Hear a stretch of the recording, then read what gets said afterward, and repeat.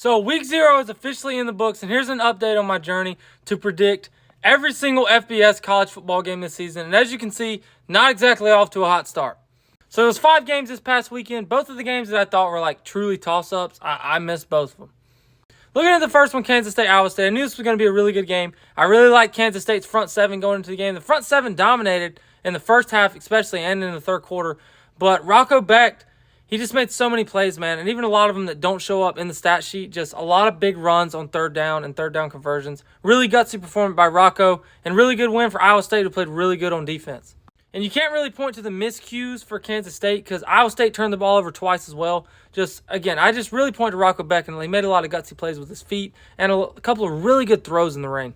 UNLV really underwhelmed in their first performance with the 2-quarterback system, but they got the win. Alex Calandria looked really good, and Dan Mullen's in the books. They're 1-0. That's all that matters.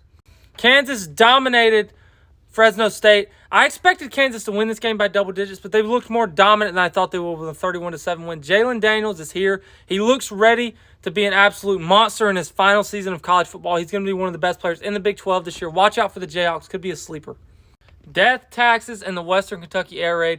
Madrick McIver threw for over 400 yards with over 50 pass attempts in the win week 1 versus Sam Houston. Also, shout out Matthew Henry, 7 receptions, 148 yards, and a touchdown. Western Kentucky looked really good on offense, as they seemingly always do every single year, even with a different quarterback.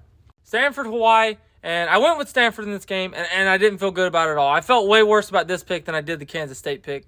I knew the offense was going to be bad. I didn't love Ben Gulbranson coming into the game, but the offense looked a lot worse, especially through the air, than I could have imagined.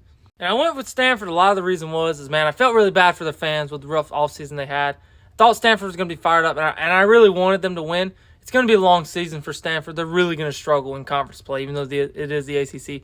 But shout out to Micah Alejado. Really gutsy performance on a bad ankle. Hawaii looks like they're going to be really fun to watch this year. Week 0 did not disappoint. Already looking forward to week 1. This is maybe the best week 1 slate I've ever seen in my life as a college football fan. Follow along for the journey again as I predict every single FBS game this season. Look forward to doing a little better next week.